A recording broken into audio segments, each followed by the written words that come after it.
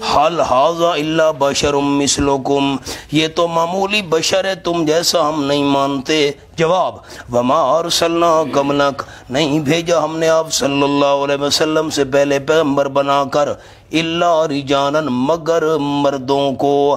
جتنے بھی آپ صلی اللہ علیہ وسلم سے پہلے ہم نے پیغمبر بھیجے رجالا، سارے مرد تھے، کسی عورت کو اللہ نے پیغمبر بنا کر نہیں بھیجا۔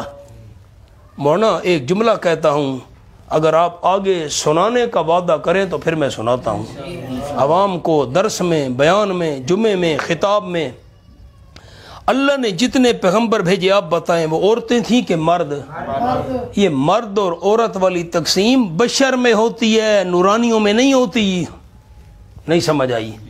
مرد اور عورت والی تقسیم بشر میں ہوتی ہے، نورانیوں میں جو کہتے ہیں آپ صلی اللہ علیہ وسلم کی ذات نور تھی۔ اگر آپ صلی اللہ علیہ وسلم کی ذات نور تھی پھر مرد اور عورت والی تقسیم کیسے کرو گے؟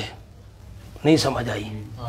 آؤ، آپ صلی اللہ علیہ وسلم مرد تھے، اعلیٰ مرد تھے، افضل مرد تھے، اولا مرد تھے۔ آپ سے زیادہ بڑی شان والا مرد تو اللہ نے نہ بنایا نہ قیامت تک بنائے گا۔ اور مرد اور عورت والی تقسیم یہ بشر کے اندر ہوتے ہیں، نورانیوں میں نہیں ہوتی۔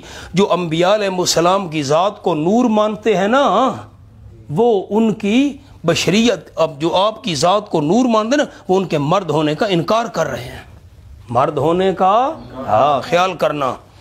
وما ارسلنا قبلک الا رجالا، نہیں بھیجا ہم نے آپ صلی اللہ علیہ وسلم سے پہلے پیغمبر بنا کر مگر مردوں کو۔ اچھا، رجالن پر ایک لفظ لکھواتا ہوں، ثبوت بشریت، بس ثبوت بشریت، انبیاء علیہ السلام کے بشر ہونے کا ثبوت ہے، اس بات بشریت، ثبوت بشریت۔ بشر تھے تو مرد تھے نا۔